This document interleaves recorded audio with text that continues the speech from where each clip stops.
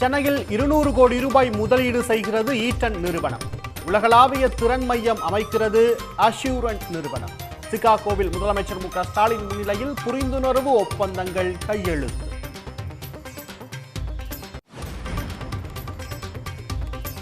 கடலோர பகுதியில் தீவிரவாதிகள் ஊடுருவலை தடுக்கும் வகையில் சாகர் கவாச் பாதுகாப்பு ஒத்திகை.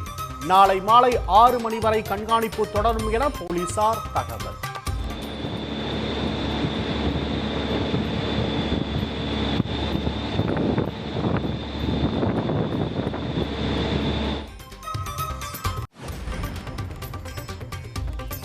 இளநிலை கால்நடை மருத்துவ அறிவியல் படிப்புக்கான கலந்தாய்வு தொடங்கியது. அரசு பள்ளி மாணவர்களுக்கான 7.5% இடஒதுக்கீட்டுக்கான கலந்தாய்வு நாளை நடைபெறுகிறது.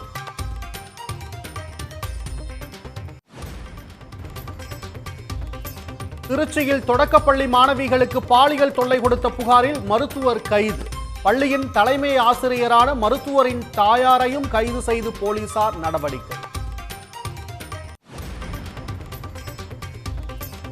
கோயம்பேடு சந்தையில் பூண்டு விலை புதிய உச்சம். ஒரே நாளில் கிலோவுக்கு 20 ரூபாய் உயர்ந்து 340 ரூபாய்க்கு விற்பனை.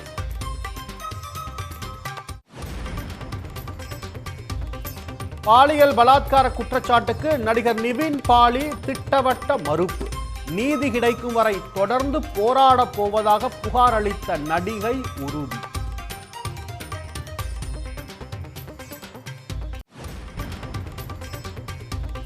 கன்னட சினிமா துறையிலும் பாலியல் அத்துமீறல்கள்.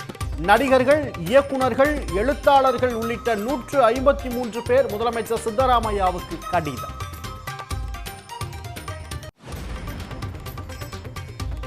ஹரியானா சட்டமன்ற தேர்தலில் கூட்டணி அமைத்து போட்டியிட காங்கிரஸ், ஆம் ஆத்மி முடிவு. தொகுதி உடன்பாடு குறித்து இன்று 3ஆம் கட்ட பேச்சுவார்த்தை.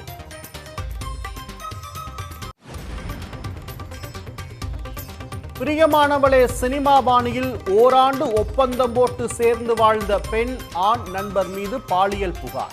நீதிமன்றத்தில் ஒப்பந்த ஆவணத்தை காட்டியதால் ஆண் நண்பருக்கு முன்ஜாமீன் வழங்கிய மும்பை நீதிமன்றம்.